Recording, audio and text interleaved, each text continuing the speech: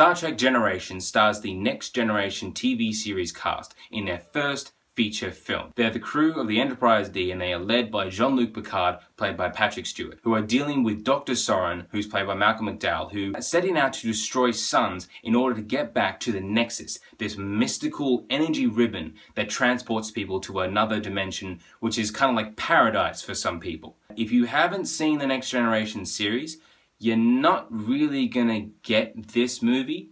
I'll just put it out there because I have not seen a single episode of the Next Generation series, and the only way I understand this movie and the 3 others that follow it with the Next Generation cast is because I've seen them all around about 3 or 4 times, and that way I've understood, okay, this is this person, and this is what's going on. For Generations, there are still a few things that I just still don't get. It's kind of a bit of a more personal journey for especially Picard, because he has this weird, really super dark thing that happens at the beginning of this movie that kind of throws you a bit, because you're going along with this movie, you're thinking, okay, this is nice and fun, and then this moment happens, it's like, burned to death in a fire.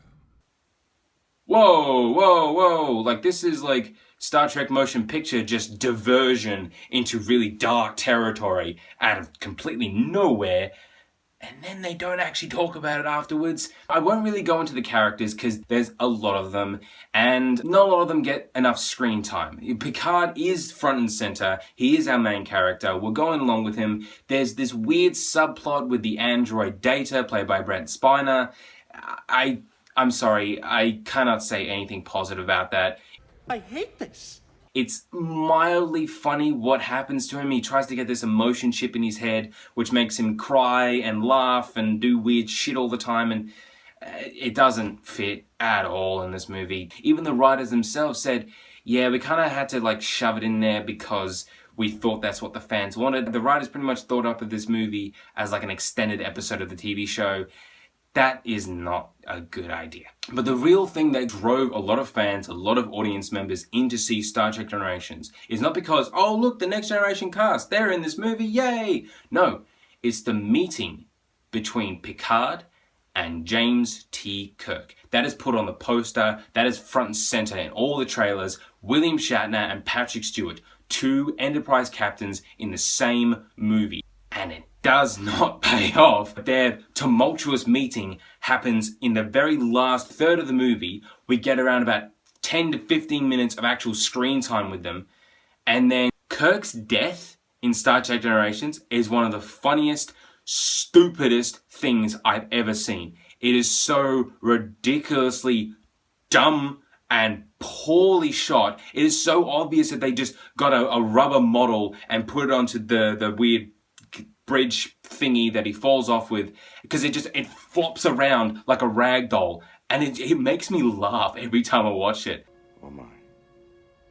They were trying to go for, Star Trek II, Wrath of Khan, with the death at the end of that movie, trying to have that same sort of thing, but it doesn't work. It really doesn't work because we don't care at that point. We're just wanting the movie to be over. At the start of this movie, we do have the original series, 3 of them. There are 3 of the original series members coming in onto, it's kind of like a prologue set way before the Next Generation's setting of the 24th century. We have Kirk, Scotty, and Chekhov. They come in to see the commission of the Enterprise B. Things go wrong. Kirk supposedly dies but disappears sort of into the Nexus sort of thing. I actually do like that prologue. It's a good way to introduce you into the story. You're kind of instantly hooked because you're like, oh wow, Kirk and Scotty and Chekhov, yay, cool. And the visuals for that scene are fantastic. But that really is just one little scene that it just kind of happens, and then the rest of the movie happens as well. And the two don't exactly, join. The only thing that connects them is that Kirk shows up later in this movie.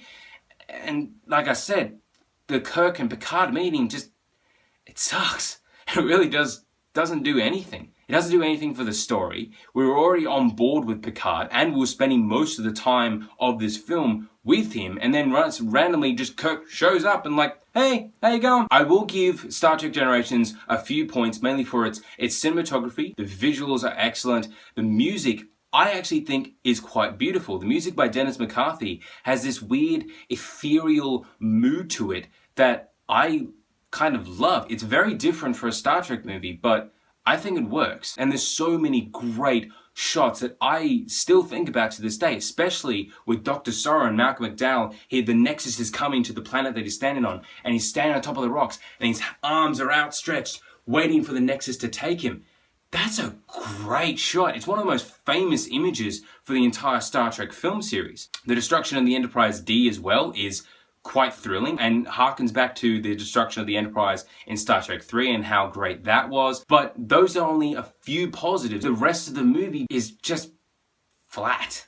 Is so mediocre. The characters aren't interesting. They don't grab you in the way that the original series characters did. The humor that they try and put into this movie doesn't work.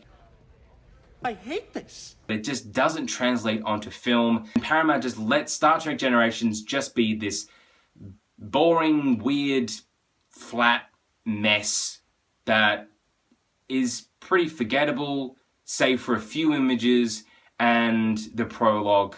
But in the end, Star Trek Generations, you're better off watching it on a plane. So Star Trek Generations, have you seen it? Please tell me what you think about it. Next up, we have Star Trek First Contact. Now that I'm excited to talk about. Let's do it. Thank you for watching.